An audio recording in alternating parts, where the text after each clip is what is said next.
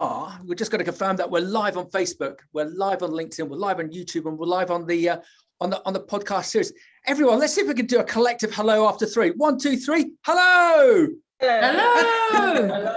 Excellent. We're just talking about the differences between temperatures between myself and the UK in lovely sunny Bury St Edmunds. It's about 4 degrees outside. So let's just rattle around everyone from our gorgeous team from South Africa just to see what their temperatures are over there before we get started with this amazing PMA broadcast on berries. Wian, what's the temperature with you and Paul, please? Yeah, today I just got out, came in from outside, and about 31 degrees Celsius at this point. 31 degrees. So that's the bar set. Elzette, what's the temperature with you, please? 29, but it's also Paul, but I'm on the other side of Paul. Oh, you're on the shady bit. Louw, shady side. Stellenbosch, Louw, checking in. What's the weather? What's the temperature there with you? Yeah, I think it's about 29 at the moment, Max. Excellent. Ryan? Earlier when I went out, it was 32. Also cold.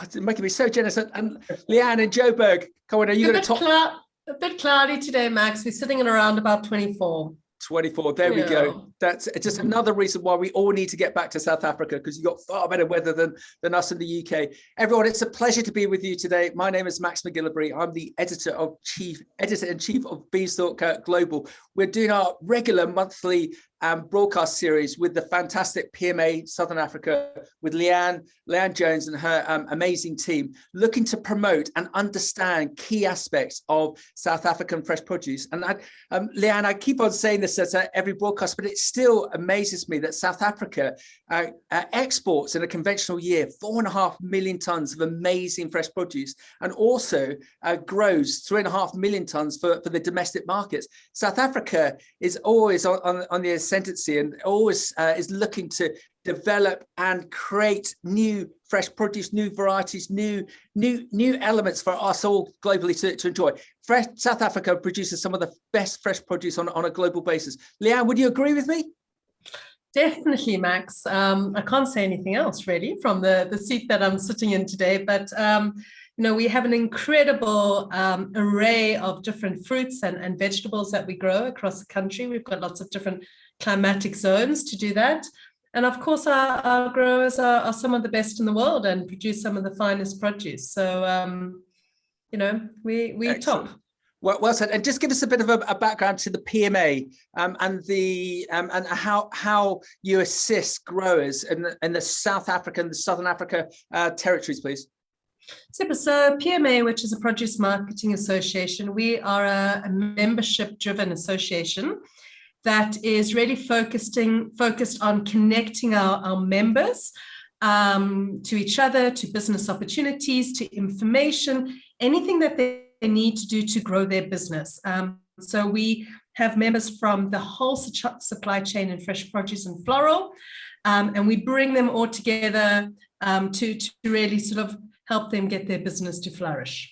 Excellent. Well done. And where you've been so good over the last few months, of all the various broadcasts that we've done, is to be able to garner a set of experts. And that's we really picked up that people have really enjoyed hearing from these individuals, both within South Africa, but also on an international basis, because we're learning so much. We said this earlier in the week, that if people can dial into a broadcast or a podcast, and if they can take away 5 things that they didn't know before, it's going to make it a really interesting conversation. So on that basis, Lianne, is it okay if I run around our experts just get a better understanding from them all as to who they are and who they're representing? Lianne, is that okay? Absolutely. Let's go.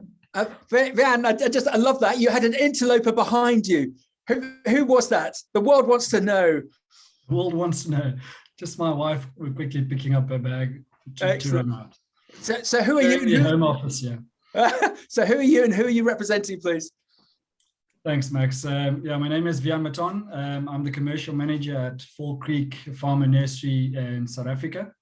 We focus in predominantly the blueberry nursery business and also playing a role in developing and introducing new blueberry varieties all across the globe. Excellent. Okay, and we're going to come back to everyone and do a bit of a deeper dive so we can find out a little bit more about them. Louw, this is your second time on, but we need to know again, who are you and who are you representing, please? Hi everyone, my name is Louw Pienaar and I'm representing BFAP, which is the Bureau for Food and Agricultural Policy. Basically, we're a research institute that focus on various agricultural value chains. So I'm happy to be on this Beanstalk podcast.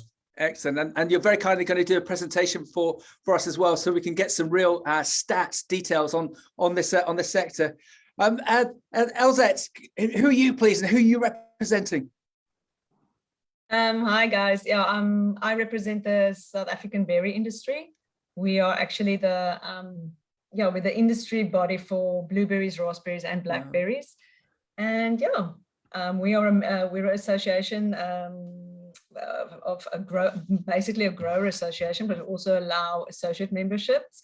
And we focus on industry matters such as research and transformation and data collection and market access and whatever needs to be done in the industry to drive it forward. That's what we do.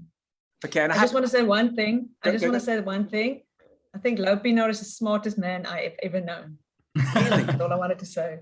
Oh, you have to clarify that. Why? Find out. Yeah, don't worry. He's on the previous broadcast. He's intellectually murdered me, so no, I already know that. Yeah, no, he's fantastic. And I just have to ask you, as within, am I going to put you on the spot like this? With what you do and the fact that you represent so many fantastic berry growers in South Africa, what's your favourite berry? Ooh. My favourite berry. Yep. Are you asking me? I have to say, the new cultivars of blueberries in South Africa, and there's plenty of them, is just amazing. Yeah. So there we go. Thank you. We'll find out from everyone else. Rouxan, over to you, please. Who are you and who are you representing? Hi, Max. I'm Rouxan. I represent the export company based in Paarl called Paarl Fruit. So we roughly do 320,000 tons of fresh fruit each year. Or basically last year we've exported 320,000 tons. Predominantly, let's call it the traditional crops like apples and pears and citrus and grapes. But most recently, we got involved into blueberries, especially with the new genetics being available in the country. Yes. Yeah, excellent. Lianne, what a great mixture of people that we've got. It always excites me doing these broadcasts, because if there's one thing that you can always guarantee from South African fresh produce is the dynamism that you're going to see from whether it be the producers or the trade groups. So let's just do a bit of a better understanding of yourself, please. How did you get into the sector? Are you fresh produce through and through? Do you have a family background, or did you just fall into it like some other people? I must say I was probably at the right place at the right time, very lucky at that stage. I'm a qualified winemaker by trade, studied here at Stellenbosch University, but I left that industry about 11 years ago. Took a bit of a detour in the table grape industry, more on a technical side. Spent some time with growers out in the field and advising and supporting them on growing table grapes. But it was also at that stage where I got exposed to intellectual property management, specifically with plant material. I had exposure to the distribution of plant material, importing various varieties and working very closely with government bodies to introduce those varieties into our industry, and then with the main aim of commercializing those varieties with growers all across the country. And I think it's that exposure that also I think had a helping hand in me crossing paths with Fall Creek, where I'm currently based, and operating as the commercial manager and having similar responsibility of selecting varieties and through our breeding programs based in other parts of the world, and making sure we get those varieties and the material of it in the country, and working with growers to introduce those varieties to them, and then obviously supporting them through our technical teams, supporting those growers to grow the variety successfully, and being able to compete on the international and the export markets, and delivering a good quality product for our customers, which is, I think, today's audience. Yeah. So Well done. And career-wise, is it's fascinating how you've maneuvered your career, but still within the same sector, but going from wine production over to fresh produce production. Is it a career that you would recommend? We have a lot of students internationally dialed into these broadcasts, so hence the question: is the fresh sector or viticulture a career that you would recommend? Most definitely. I think just maybe broad terms, for sure, the fresh sector, the export sector here in South Africa provides lots of opportunities, especially for the young and ones that's driven and interested. I think of previous scenarios or exposure I've had more on the technical side of it, out in the field. And if one had to go specifically to blueberries or berries per se, there's massive opportunities still out there. I think there's maybe a lack at this stage of experience. The industry is still quite young. We probably hear that a bit later on, but with that lack, I think there's huge opportunities for students out there, maybe to hone in on it and get that exposure and a bit of experience, because there's definitely opportunities here. Well done, and it's a real positive rabbit hole to go down, and we'll do it at another broadcast. But just to say that I was at an event yesterday in the UK called Crop Tech. It's mainly an arable-based event, and I interviewed a couple of universities, and they've seen that they've had a huge uptick of people coming in to do MA courses outside of agriculture, because they want to come into agriculture and they want to do good. They want to get involved in regen agriculture, regenerative agriculture, and sustainability. So hopefully we're going to see that on a global basis, that more people want to get into the sector. So that's another reason why we're really keen to showcase this area. Van, thank you very much. Ron, over to yourself.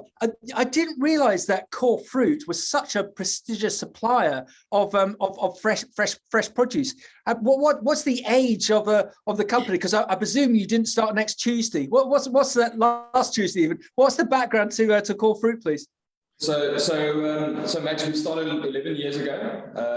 Most of the starting members were part of a previous export company, and started their own thing in 2010. So we've been 11 years old. Yeah. Excellent. And yourself, what's your background, please? Yeah, so I studied in Stellenbosch, same university as Wian. I think I got my degree in 2006, and luckily I was introduced into the marketing side of fruit export, basically the year after I finished. And it's been 14 years now, and I'll definitely never look back. So I'm enjoying it tremendously. Yes, I was going to say, when are you going to get a proper job? But no, but no, it's the one thing I think we can all say in this family of us globally. You cut us in half, and we're all going to read fresh produce. I sort of and they're going to find me one day because I keep on using this expression. I call it the Goldman Sachs effect. You could work for Goldman Sachs and you could be paid hundreds of thousands of dollars or sterling, but you're never going to be happy unless you all tell me otherwise. I think you've got some of the best jobs in the world, dealing with nature, growing some of the best fresh produce in the world, and actually doing good. Everyone's working up to the fact over our COVID issues that eating fresh produce and exercising is some of the best ways to keep on a fit and healthy basis. So Ryan, thank you. So Elzette, the trade groups. Now it's an interesting one, because I'm probably like all of you. I've attended probably thousands of meetings over the years in my 25 year history within fresh produce. Do you think trade groups can actually, if they're managed, if they're bossed, if they set up correctly, do you think they can actually make a difference to an industry sector such as berries? Can trade groups work? What do you think? Do you mean with trade groups like trade fairs? Is that what you mean? No, groups like yourself that are looking to support specific industry sectors. Groups. Yeah. Okay, of course. Yeah, no, in South Africa, unfortunately, you cannot. There's a lot of things that you cannot get done if you're in a private capacity. So you have to work. Government likes to work through industry bodies. So if there's an issue, they would rather, or if there's exporter that has an issue, they don't always listen to the exporter. They would rather let it come through the official way, through the official voice of the industry. So I think, well, we couldn't continue as we were. We had to form an industry body or a trade group. We had to. We couldn't. We weren't moving forward. We needed to register chemicals. We need to open new markets, and nobody has time for that. You know, you need to have a jockey in the seat. So that's why we had to form Berry South Africa. Yeah, well done. And if it's okay to, I've never really done anything new in my life. I just find really good things and sort of plagiarize them to make them hopefully better. And the reason for mentioning that we have a trade group in the UK on our berry side, and where they were very good is that some 15, 20 years ago, they managed to get the warring companies together and got them all to start putting money into a little pot to set up a campaign that would then be triggered every summer in the UK. And I think they are responsible for the fact that in the UK we got a double-digit rise of berry consumption because of that campaign, because they collaborated. And rather than just having trade events or monosyllabic things that weren't doing any good, they were actually so proactive for their members and created this momentum that happened within the UK. So I was slightly leading you with my question that I completely agree with you, that for you to be able to assist all, because all of these growers, they're fantastic at growing, but they might be weak on the political side or might be weak on the marketing side. So hence why they need the likes of yourself to figuratively hold their hand to assist them and to help them on their technical side and help them on the commercial aspect. So you're very positive about the future and your assistance with the growers, I take it. Yeah, no, I'm probably the most positive person when it comes to the berry industry, because I get to deal with all the good things most of the time. So yeah, we see the growth within our industry. We speak to exporters, growers about where they are going. We get the information about new cultivars that's coming forward. So it's all very positive from our side.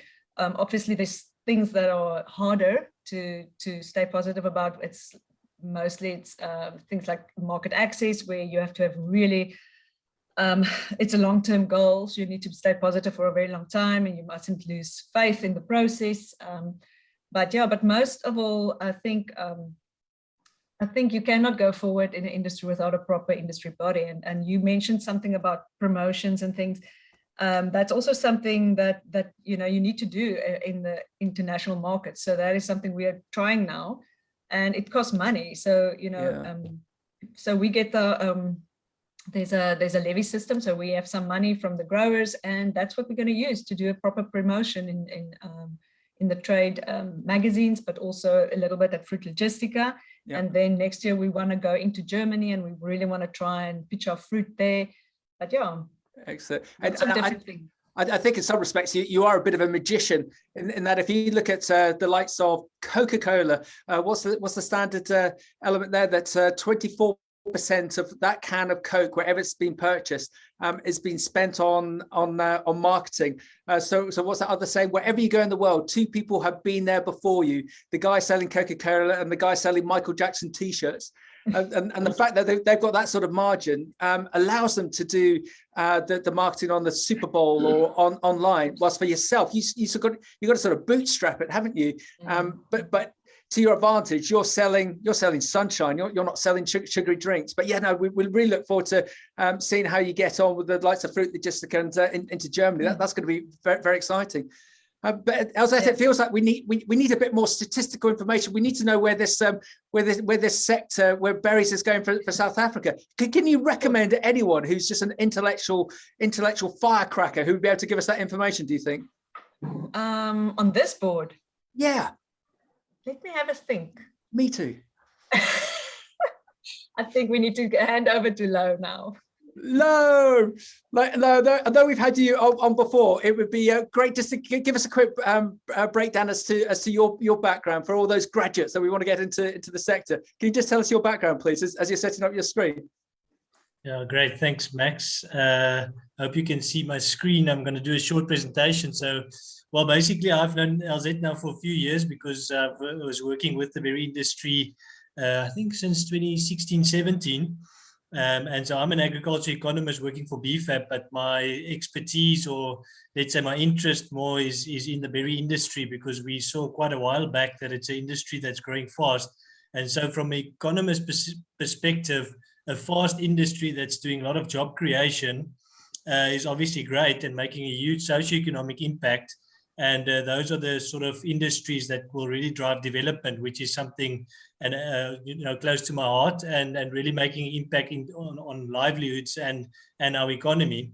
And so basically, I'll just run through just a couple of slides talking about just before you start, can everyone turn off their video and their mics so that we can let our man show us what he knows, and so we can all learn from that. So if you can all turn off your videos, that'd be fantastic. Thank you. Louw, over to you. Thanks, Max. Okay, great. So just, just a quick sort of overview of the global context. If you're thinking about global supply and demand, and then I'll really start to place South Africa into perspective. But I mean, if we talk blueberries or berries, we obviously in South Africa focus a little bit more on blueberries, although like Elzette said, there are a number of other berry types. But really the one that's been growing the fastest and by far the biggest in proportional share is blueberries. So I'll speak a little bit more focused on that. And that's obviously also where the volumes in the market will be going to in the next few years. But basically, if you look at growth in world supply of blueberries, you're looking at around 14% growth per annum, which is really fast supply growth if you compare that to any sort of bigger industry like citrus or any of the others. And basically what we're seeing in 2020, the latest numbers are coming out. The total sort of supply of berries were about 1.4 million tons. And that's coming from around 200,000 hectares planted across the world. And just to note, this is high bush blueberries. Basically, the idea is that looking forward, the IBO is suggesting that this growth will continue, obviously slowing it down a little bit from that 14% sort of historic growth. It's now about 12.6% towards the next 4 or 5 years. But basically, we're seeing this growth being driven by yield improvement. So people are learning how to grow blueberries better. There's improvement in varieties. And so there's this expectation that there'll still be growth coming. But of course, in South Africa's context, we need to look at the northern-southern hemisphere divide. And there you can sort of see on the sort of bottom of the slide, just the sort of breakdown of major producers of blueberries. Obviously, northern hemisphere, again, a similar story to kiwis. A very big producer is China, although not a very big exporter. But then the US, also a very big producer. And then it drops off a little bit with Canada and Spain, and then a few of the others. And then you can also see the dots there. That's the right axis, shows the yield differences. Obviously, someone like Spain is very good, conditions to grow berries, and in particular blueberries, very high yields, and similar to Morocco as well. But then in the southern hemisphere, of course, South Africa is a relative small player, but still growing very fast. And in the southern hemisphere, we've got Chile and Peru. That's our main competitors. And on a like-for-like basis, they're already a little bit ahead in terms of, the yields that they are getting. But I suspect South Africa is gaining much traction and improving, at a fast pace. Now, the question would be, you've got a 14% growth every year in blueberry supply. And what's been driving farmers to plant new, orchards? And this is similar story like I explained last time. There's a few big drivers. That's obviously the case for any agricultural crop is, you've got income growth in various parts of the world.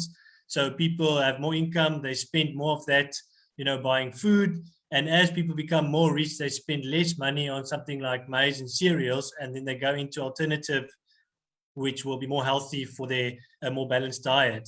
But basically, more people are moving into cities, which means they're having to buy mainly from retail outlets. So then you get this sort of growth in demand for produce, in particular, then also something like blueberries. But which is also helping this trend, like you mentioned earlier, Max, is that there's obviously a strong growth in terms of this healthy eating. Obviously, COVID helped with that. But then there's a number of things that's happening at the moment in the retail space that's also, pushing demand forward for berry consumption. And here's something that I've noticed sort of over the last 10 years, both in the UK, Europe, and the US, you've got very strong per capita consumption growth. And there's two drivers behind that. The one is more people are starting for the first time to consume berries, but then the other one also, those that were already consuming are consuming more of that product. So in that mix, then you get this situation where there's just a lot of more product being imported into countries, and you see this phenomenal growth then per annum, in terms of the value imported over time, 15, 16% in volume terms, similar to that. And then obviously, if you look at the CIF pricing, the last 4 or 5 years, there has been a little bit of pressure on pricing as the supply is coming into the market, very fast. But basically, the story of South Africa really comes in with trade dynamics. As many will know that's listening, is that obviously South Africa is producing in the Northern Hemisphere off-season. And this graph just here on the bottom just shows you exactly that window where South Africa, Peru, and Chile and those ones are entering the market. But this just shows you the Southern Hemisphere coming in mainly June, July, which will be early for the Southern Hemisphere. And then really, putting product into the market up until, let's say, January, February. So every year, then that turns around as the Northern Hemisphere comes into production. But here in the sort of right side of this slide, you can just see, what's the main players hitting the market at the same time as South Africa. South Africa's main season is mainly from September till November. Obviously, we're trying to push it earlier to get higher prices. But then at the end of the season, then obviously Chile comes in, and as part of Chile coming in, the Northern Hemisphere early production also comes into the market. So in general terms, for South African growers, you want to get early in the market, August, September, after which the price starts to taper down and drops quite significantly if you reach January, February. But basically, just the story of South Africa's industry is really the first plants coming in from what I could tell is the 1970s.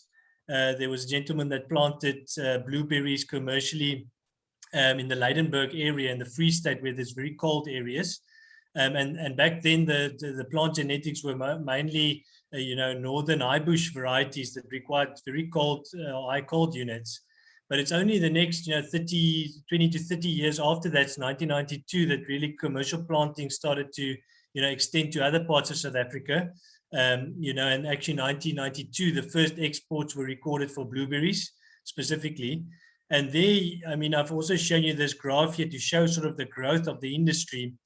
And only in 2010, that's when really new varieties that required lower chill units started to come into South Africa.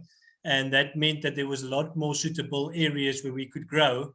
But the same with these varieties, also at this time, I think there's a lot of improvement in management practices. A lot of the new orchards were coming in under tunnels and netting, and a lot of learnings in these early years where yields were very low.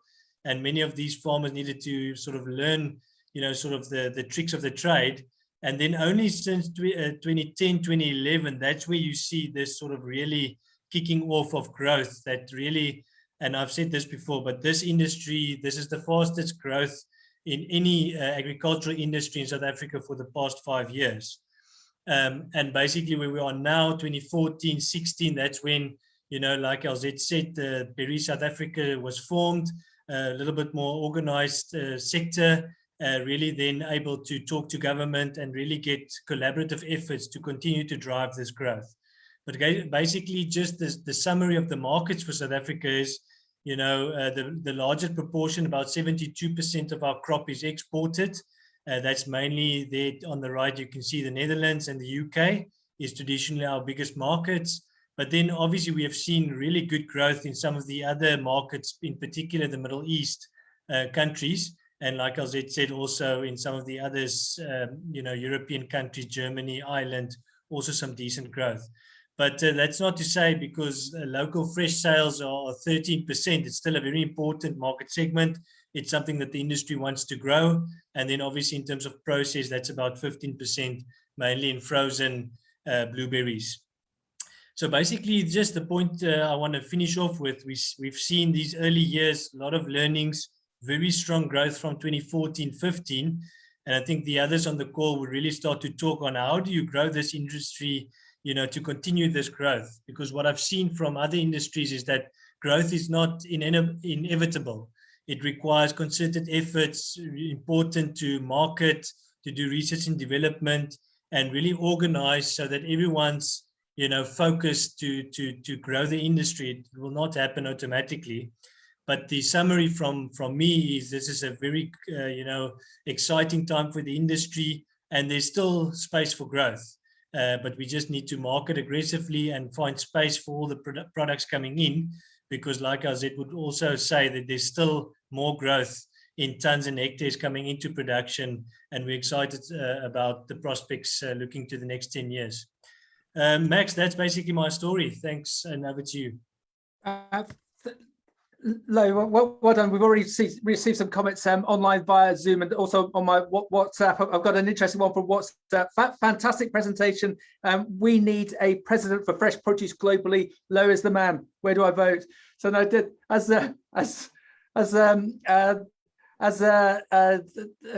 said earlier with Elzette just saying that you're an intellectual firecracker, and with the presentation that you did previously with another broadcast, I think the way that you present it is great. But hold on, let's just talk about the disruptors out there. So you've just turned off your. Excellent. I'm just going to get our screens all realigned. Excellent. And Ocado, we got our online retailer Ocado, and I interviewed them at a recent trade show pre the pandemic. And they said they can't get enough of organic blueberries. And it's great that the certain demographics are just filling their kids full of blueberries rather than Mars bars. It seems such a good way to go. But with this, the last couple of years and the big disruption we've all had, are there possible disruptors? And just give you an example, that some of the growing systems for blueberries globally, they've had the best years ever, because countries who haven't been able to get blueberries in are starting to grow blueberries themselves. So Louw, are you happy that this growth can continue, and that growth can continue for South Africa? Or are you going to have threats from other countries who look to steal your existing exports and your potential future exports? What do you think? The short answer is I think we can sustain growth, Max, but the reality is that, in this information age, and, where we are at the moment is that you can learn to produce yourself. There's a lot of expertise coming online, but also to me it's clear, like you mentioned, the chocolate situation. In South Africa, I think the average per capita consumption of the population that consumes blueberries is 0.5%. Now, if you can move that 0.5% to 1% or 2%, it's from a very low base. And that's in many other countries, even developing countries, a large space for more people to be equipped and learn about, the strengths and the sort of opportunities for your health in terms of eating healthier. I think there's so much bigger scope for more consumption growth from where we are at the moment, but it will take some time. And of course, for any industry, it goes, you've got early adopters, they jump into the market, they pay a lot of school fees and essentially get the, sort of the benefits of the early growth. But any industry will mature as they move along. But I still think there's a large opportunity for more growth to come. Excellent. Van, do you agree? Do you agree? Are you positive, having seen Louw's presentation, that the future is bright, but perhaps with some initial pitfalls that you just got to work around? What do you think?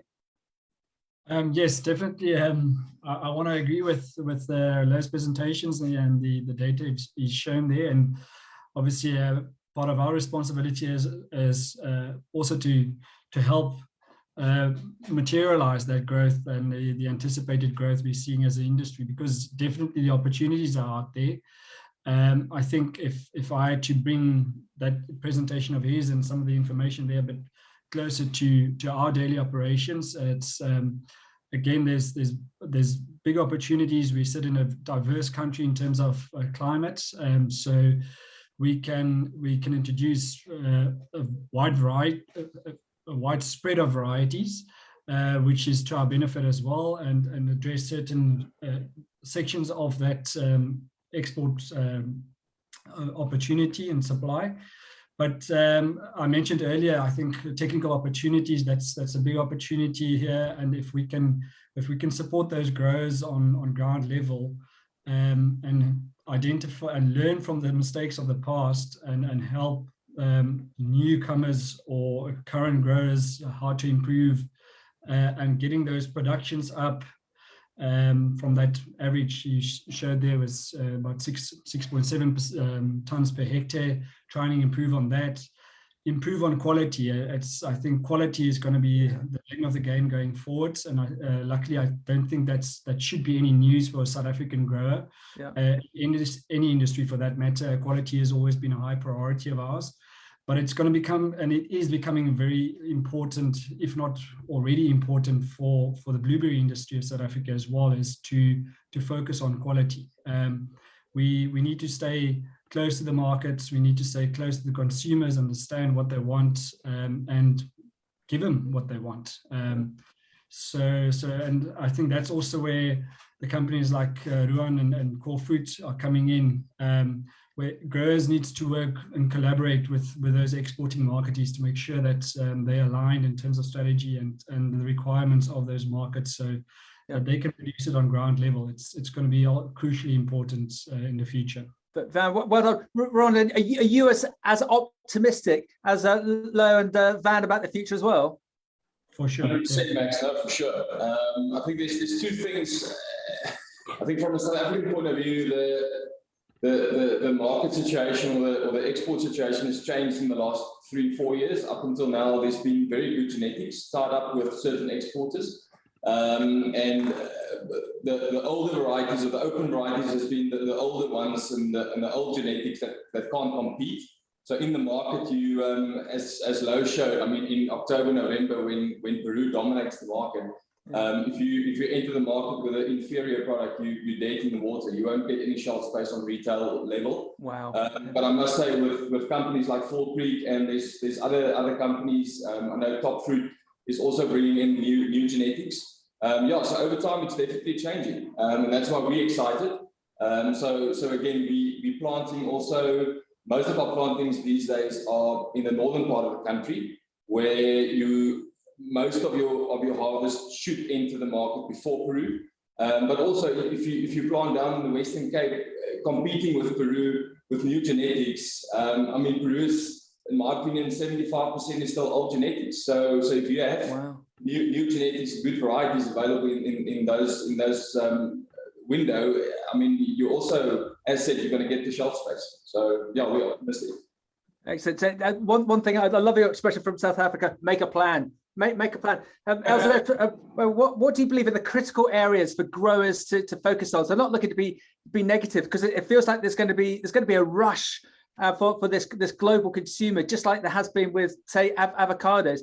What can growers do to major on, South African growers, to make sure they can create dominance in their market sectors and their time and availability? What can they do, please?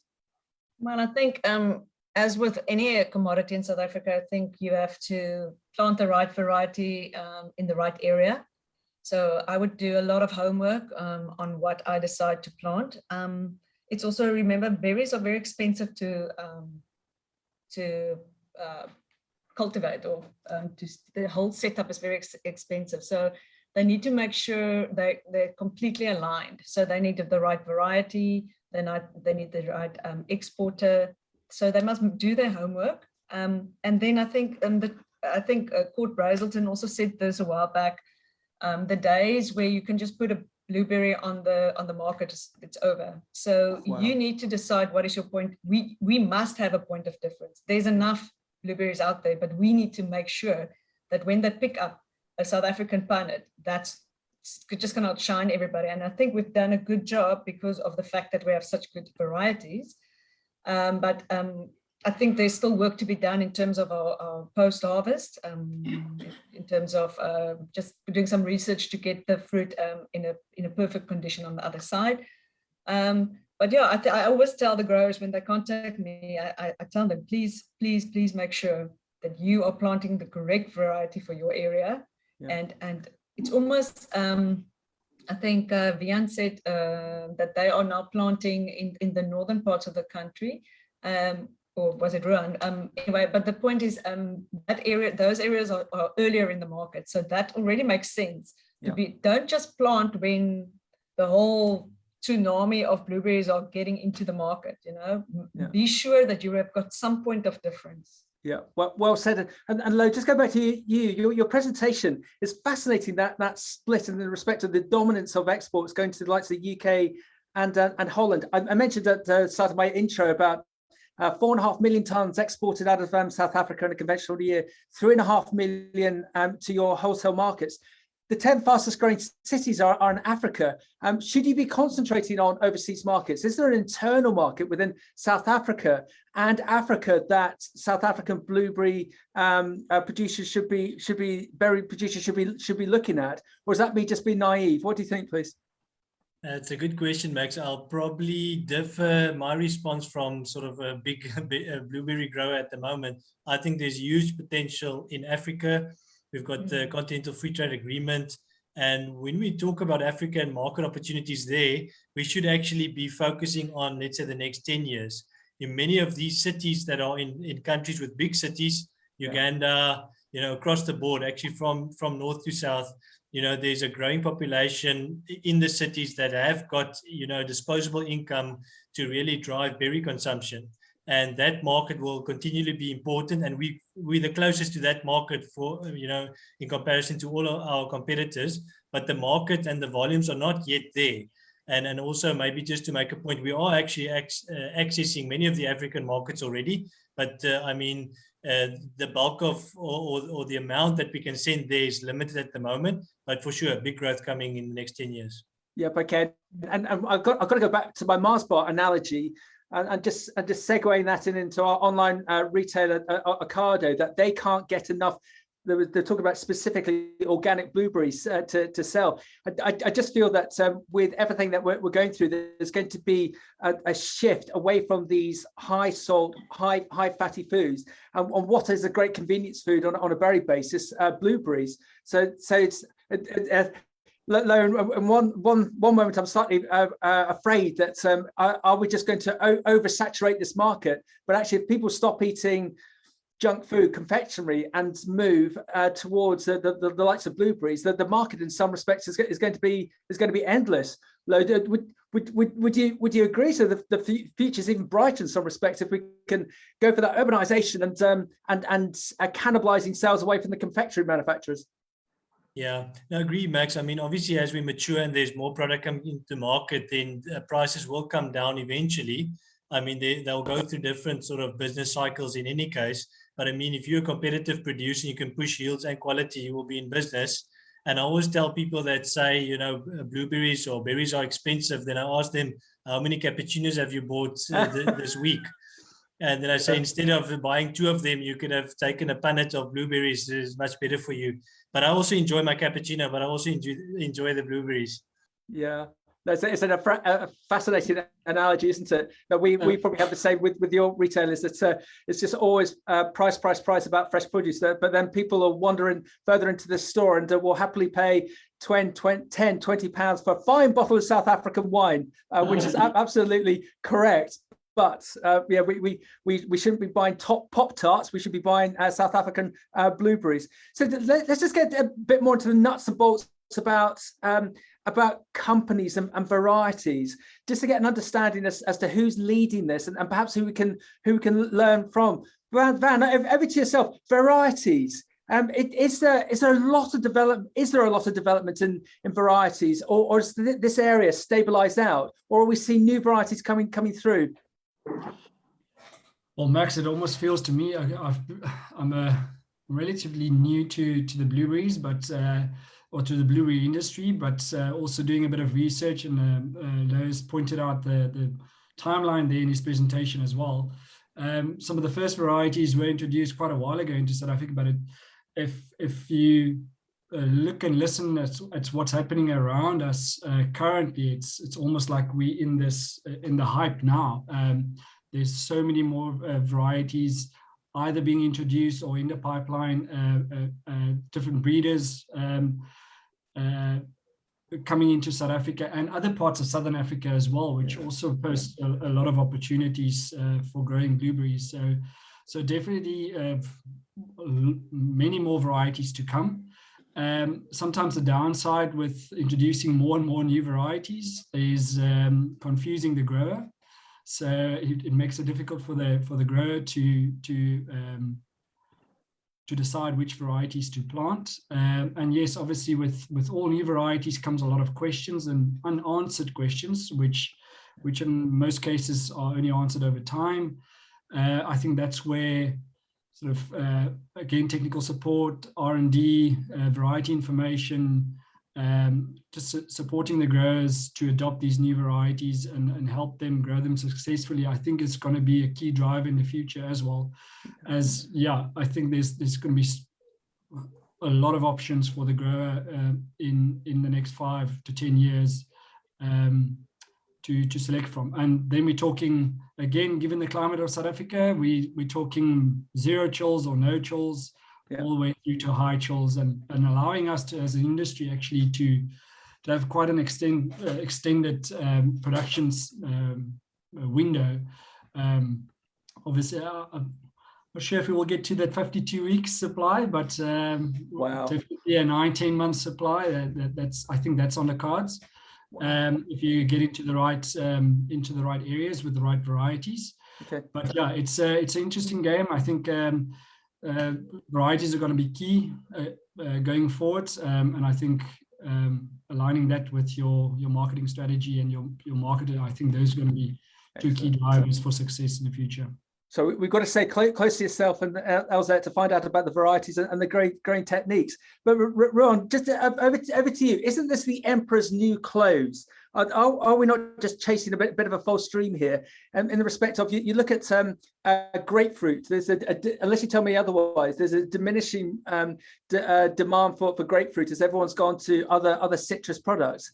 Are we not just chasing a potential false dream here with blueberries, and South African growers should just stick to the knitting, stick to what they're good at? Or should they be ripping up the whole farm and going for blueberries? Or is there a mix here to just try and test the market? Rouxan, what do you think?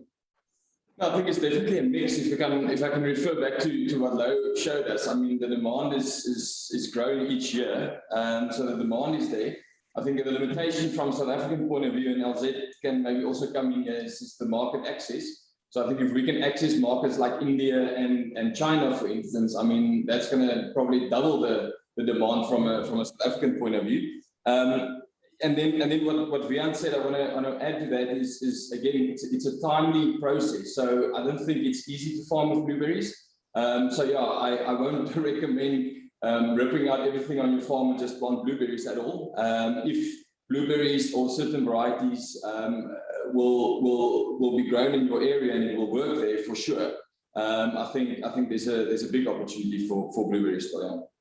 Okay, and on the just help me, another naive question, but that's just been coming on WhatsApp. What does a grower need to have on a production basis? Is there any initial equipment kit that they might already have for other fruit production that could be deployed for the likes of blueberries, or has it got to be all new equipment that's got to come in?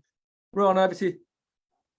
Wian, I think this might be a question for you from a technical side, but no, as I understand, and again, we're quite new into the industry, but no, it's a whole different infrastructure. I mean, as Elzette also said, it's a very expensive product or commodity to farm with. If you look at the tunnels and the whole structure you need to put up before you can even plant, and then again from a technical point of view, the EC in the ground and the soil, I mean, it's a very sensitive plant. So all those technical things need to be checked beforehand. Yeah.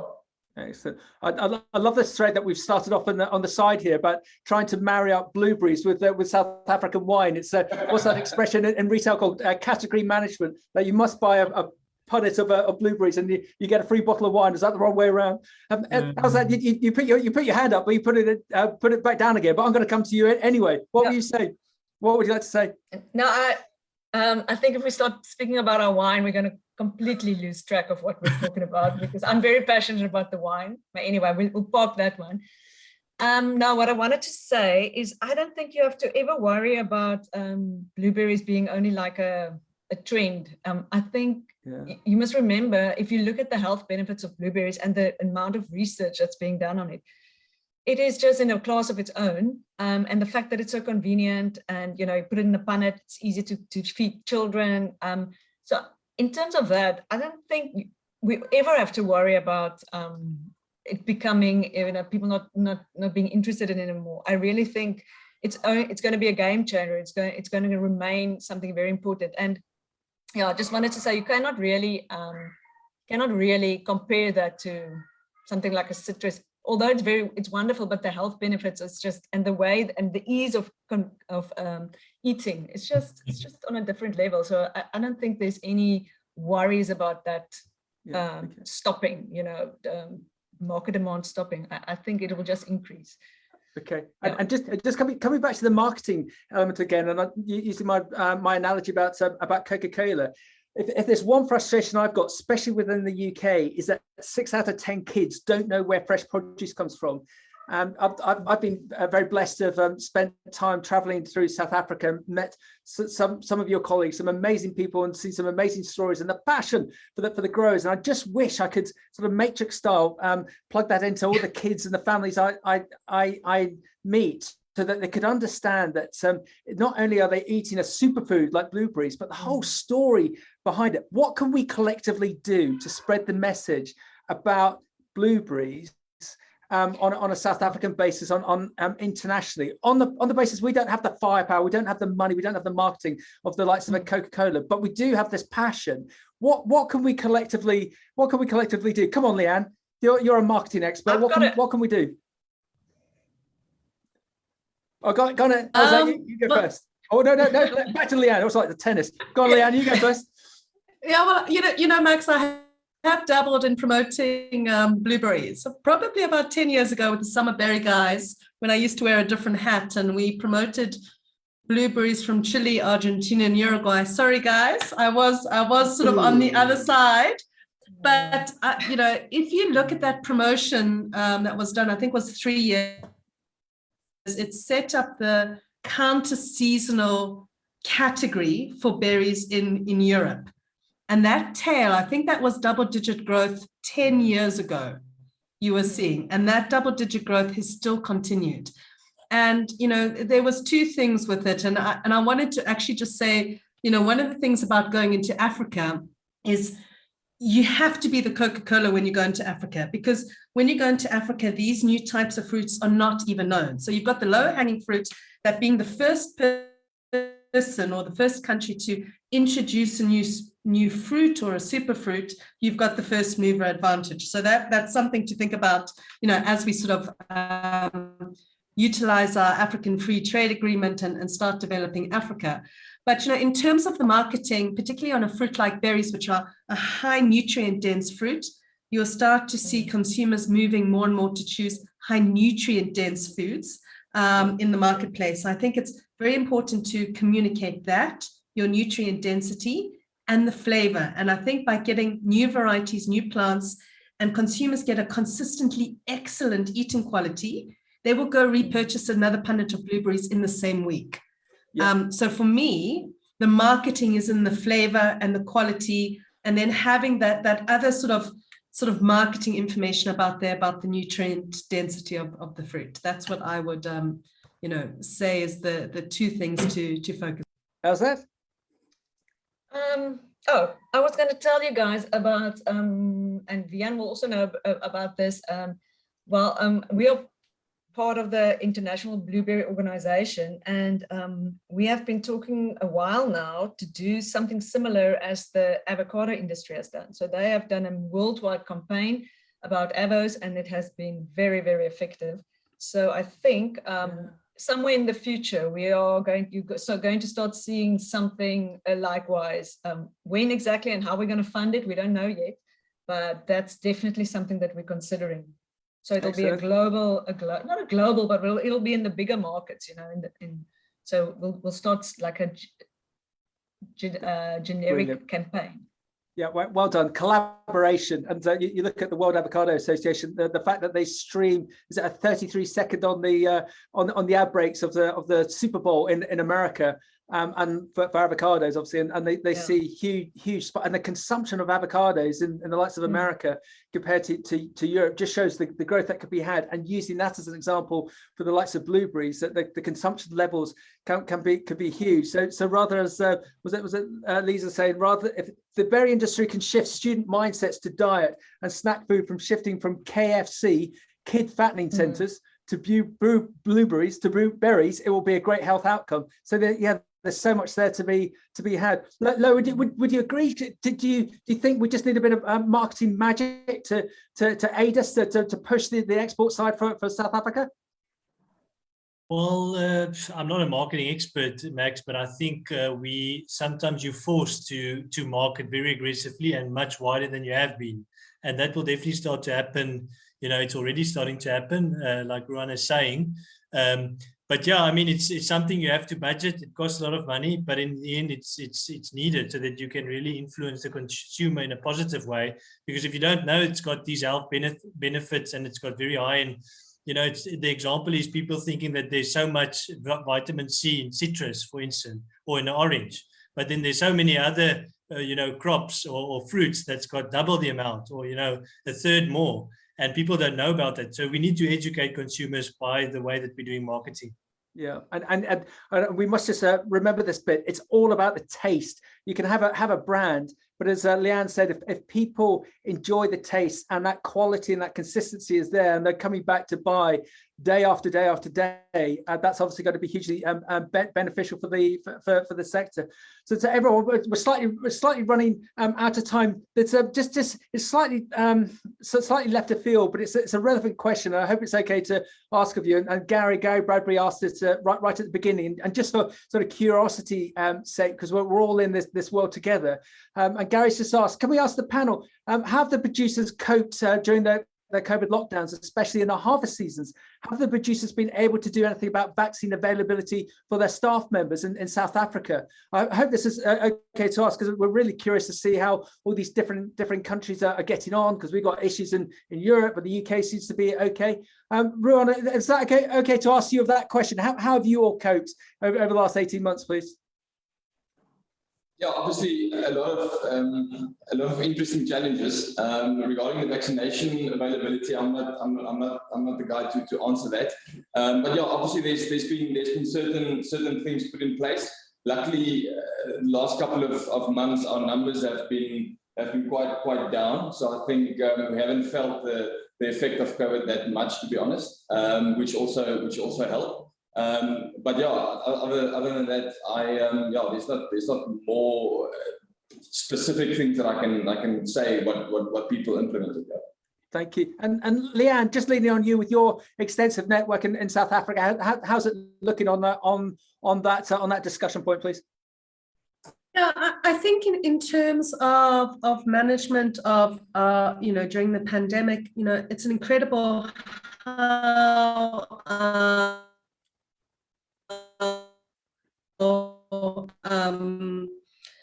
producers and their teams, and making sure that they're supporting their staff with places to stay if they don't go home. We do have the vaccination rollout. A lot of our farmers are running programs on the farm for the vaccination rollout with their staff. So I think from that side, a lot of our members haven't been seeing a block this year in terms of not having labor due to COVID, but that comes from our members. We're not seeing that. I think they put in a lot of practices and new ways of working last year to sort of not have that problem again in the future. But Elzette might have some more to add. Yes, I just wanted to mention that actually one of the stories that I received this year was actually a farm up north that if they vaccinated 1,600 workers on their farm. Wow. They paid for we didn't have to pay for it, but they literally organized this whole campaign and just to control and just vaccinated 1,600 people. I think that's pretty amazing to do that. So, and I think one of the challenges, I don't think you guys must underestimate the influence that COVID had on just day-to-day operations on a farm. I mean, they could not even I could not even load. You cannot load. Let's say you have to go pick up your workers. You cannot even fill a bus. You need to get only half of them. Half the capacity must be filled. So everything was so difficult for them. So I think it was extremely difficult, but they came through. And I just think it's one of the things you cannot what is the right word? A South African grower will always make a plan. Yeah, well, that's one thing.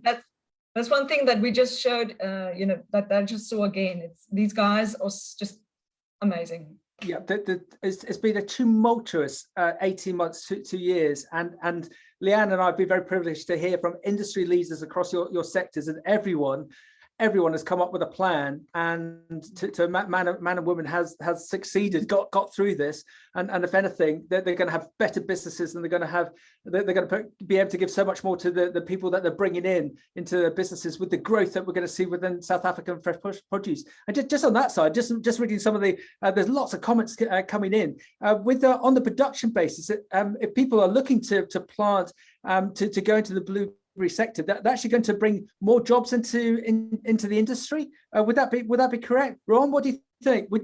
Are you with future blueberry production? Will you be bringing more people in? Will you be employing more people? Oh, just turn your ears on, Ron.